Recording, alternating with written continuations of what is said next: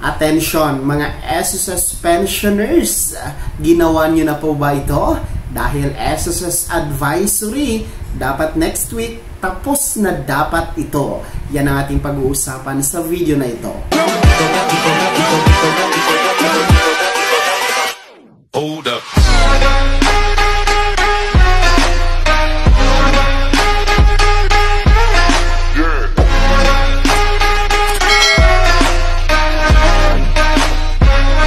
Hello mga ka-vlogs! Welcome dito sa aking YouTube channel. Magandang araw po sa lahat ng mga manonood. Saan po kayong dako sa mundo? Kumusta kayo mga ka-vlogs?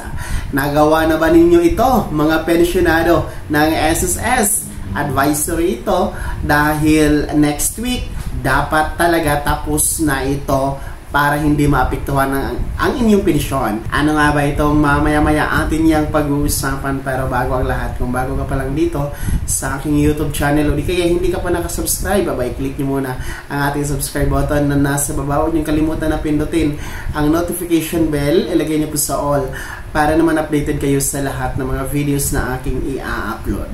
So ito na nga po mga pensyonado ni SSS, lalong-lalo na ang ating mga birthday celebrant ngayong buwan ng Nobyembre. Alam nyo ba, magtatapos next week ang advisory na nire-required ng SSS na ang lahat ng mga pensyonadong magbe-birthday o merong birth month ngayong buwan ng Nobyembre ay kailangan i-comply ang annual confirmation of pensioners or ACO. So ito po yung taunang reporting ng mga pensyonado every birth month sa SSS para malaman po na talagang buhay pa ang pensyonado, ang tumatanggap ng pensyon.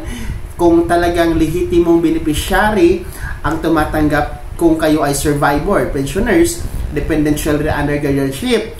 So yun po yung layunin, objective, bakit kinakailangang magpa-ACO. Pero ito lang naman po ay ginagawa tuwing birth month or buwan ng kapanganakan. So every year ito, kung ano po ang birth month ninyo ay kailangan kayo magpa-ACO. Gaya nitong mga birth month celebrator ng Nobyembre, yun. So hanggang next week na lang po yan, November 29 mga ka-vlogs. So ito po ay para po sa mga retirement pensioners, total disability pensioners, yung ating mga survivor pensioners, dependent children, under guardianship pensioners, nasa Pilipinas man po kayo, nasa abroad, required kayo mag-comply ng ACO. Basta, basta tandaan ninyo, 80 years old, 80 years old pataas po ang nire-required ni SSS. Ibig sabihin, kung kayo ay wala pang 80 years old pataas, abay hindi kayo kasali sa magpa-ACO. Kasi ang daming nagtatanong, kahit paulit-ulit natin sinasabi sa mga videos natin na 80 years old pataas lang ang kailangan, ang dami pa rin nagtatanong na nababasa ko sa comment section and nagme-message sa aking Facebook page Messenger kung kasama pa daw sila sa magpapa-ACO, Basta tandaan niyo talaga 80 years old pataas lang. And then birth month ninyo ang schedule ng compliance. So, yun. Tandaan ninyo mga November birthday celebrant, hanggang November 29 na lang po next week ang working day ni SSS for this month of November. Dahil ang November 30, araw po yan ng Sabado, national holiday din po. So, walang office SSS, kaya naman madaliin at talagang i-comply nyo na ng mas maaga bago mag-29 ang inyong ACO. Huwag na kayong magpaabot ng deadline 29 dahil baka magka-problema or ma-delayed po ang inyong pagpapa-ACO, diba po? So, ayaw nating maputol ang inyong pensyon kay SSS, dahil pinuputol po ni SSS kung hindi kayo magpapa-ACO during your birth month. Para tuloy-tuloy ang pagtanggap ng buwan ng pensyon, i-comply dapat ang ACO. Paano ba magpa-ACO? Pwede kayong mag-walk-in sa inyong pinakamalapit na SSS branch sa inyong lugar, pwede kayong magpunta doon, mag-walk-in, sabihin nyo lang magpa-ACO kayo, and then fill upan nyo po ang ACO form. Tapos yun, tapos na. Mag-submit lamang kayo or magpakita ng inyong UMID ID or SSS ID or any government issued ID. Then, kung hindi naman po kayo makakapag-walk-in, wala kayong time pumunta sa mga branch ni SSS, you can comply via online conference or video conference. So, applicable itong online video conference sa ating mga nasa abroad na mga pensyonado, mga busy sa trabaho, mga bedridden natin na mga pensyonado, no? Pwede kayong mag-video conference, mag-email kayo kay SSS para i-request ang inyong AKOP compliance through video conference. And then, pwede din po tayong mag-comply ng AKOP sa mga selected na mga bangko na diniklara po ni SSS. Nasa screen ninyo ang listahan ng mga bangkong yan.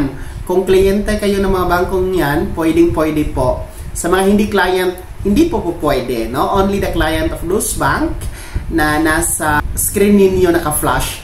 No? Pwede kayo mag-comply ng AKOP dyan.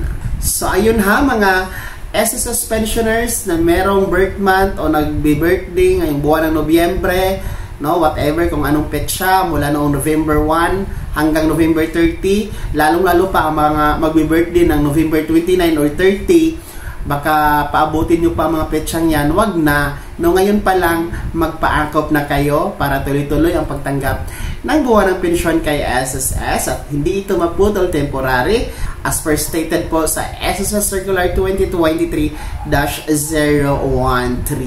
Kaya naman mga pensyonado ni SSS na merong birth month ngayong buwan ng Nobyembre, nakapag-AKOP na po ba kayo?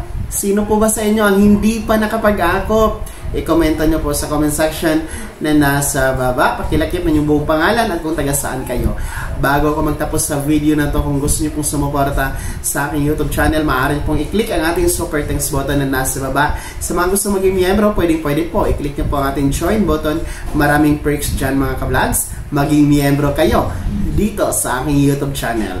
Sana'y naging gabay ang video na to kahit paano na pag-uusapan at napaalalahanan ko po kayo sa mga mahahalagang nagaganap o magaganap sa pagiging miyembro, benepisyaryo at pensyonado sa SSS. Kung hindi ka pa nakasubscribe dito sa aking YouTube channel, maaari nyo nang i-click ang ating subscribe button na nasa baba. Huwag nyo kalimutan na pindutin ang notification bell.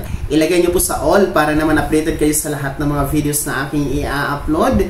Maaari nyo din i-like ang video na to at kung meron ka pang mga katanungan, maaari nyo i-komento sa comment section na nasa baba. Paki-follow na din po ang aking official Facebook page na nasa screen nyo. Muli po, ako si Daniel Timpawa na nagsasabing dito sa aking YouTube channel, Pawang Katotohanan at lahat totoo lamang.